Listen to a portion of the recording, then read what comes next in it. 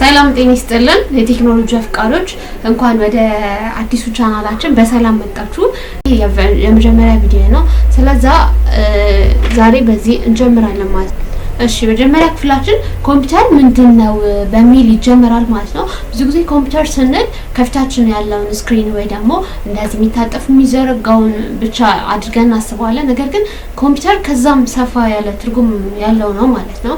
በመጀመሪያ በቀላል ትርጉም ኮምፒውተር ማለት መረጃን ተቀብሎ ወይ ደግሞ በኢንፑት አድርገን ኢንፑት ምን አድርገው ምንድነው በኪቦርድ በማውዝ በመናምን የምናስገባው ዳታ ኢንፑት አድርጎ ከዛ ደግሞ ሁለተኛው ደግሞ ፕሮሰስ አድርጎ ወይ ደግሞ በኮምፒውተሩ አምሮ በሚባለው ወይ ደግሞ ሲፒዩ አማካኝነት ፕሮሰስ ይደረግና ያ ዳታ አውትፑት ይሰጠናል። የምንፈልገው መረጃ ፕሮሰስ አድርጎ ወይ አጥንቶ ያንን ነገር ፕሮሰስ አድርጎ ሲሰጠን ማለት ነው። ስለዚህ ኢንፑት ፕሮሰስ እና አውትፑት በሚል በመጀመሪያ እናይዋለን ማለት ነው። ኮምፒውተር እንደዚህ አይነት ሲስተም ነው። ስለዚህ መጀመሪያ ኢንፑት ማለት መረጃ ማስገባት የምንፈልገውን ኮምፒውተራችን እንዲሰራልን የምንፈልገውን ትዕዛዝ የምንሰጥበት ማለት ነው። የሆነ ትዕዛዝ ስንሰጥ ኢንፑት አደረግን ማለት ነው። በማውዝ አማካኝነት በኪቦርድ ምናምን አማካኝነት ለኮምፒውተሩ ትዕዛዝ ስንሰጥ ኢንፑት አደረግን ማለት ነው። ያ የገባው ዳታ ፕሮሰስ ሲደረግ ወይ ደግሞ ሲቀናበር በኮምፒውተሩ አምሮ ሲፒዩ ማለት ነው ትዕዛዙን ተረድቶ ስራውን ሲሰራ ያ ፕሮሰስ ይባላል። የሶስተኛው ደግሞ አውትፑት ነው።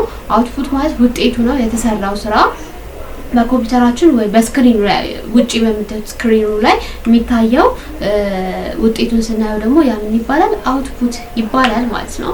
በዋናነት ኮምፒውተራችን በሁለት መንገድ ይከፈላል። ሃርድዌር እና ሶፍትዌር እንለዋለን ማለት ነው። በኮምፒውተራችን ዋና ዋና ክፍሎች ይከፈላል። የመጀመሪያ ሃርድዌር ነው። ሃርድዌር ማለት በእጃችን ልንነካው የምንችለው ወይ ደግሞ ይሄ ዲስክቶፕ ቴብሉ ላይ የምታዩት እቃዋ ያ መጀመሪያ ሃርድዌር እንለዋለን ማለት በእጃችን የምንነካው የምንዳስሰው ስክሪኑ፣ ኪቦርዱ፣ ማውዙ በቃ በእጃችን ልንነካ የምንችለው ነገር እንዳለ ምን ይባላል? ያኛው ኪቦርድ እንትን ሃርድዌር ይባላል አካላቶቹ ማለት ነው።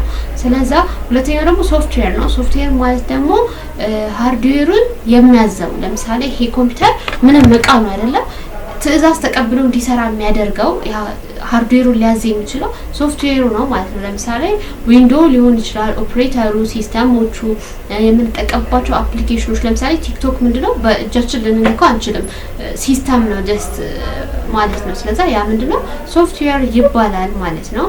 አሁን ደግሞ በተግባር አሳያችኋለሁ ማለት ነው። ሁሉንም በአንድ ላይ ነው ይዤላችሁ የምሄደው በተቻለኝ አቅም።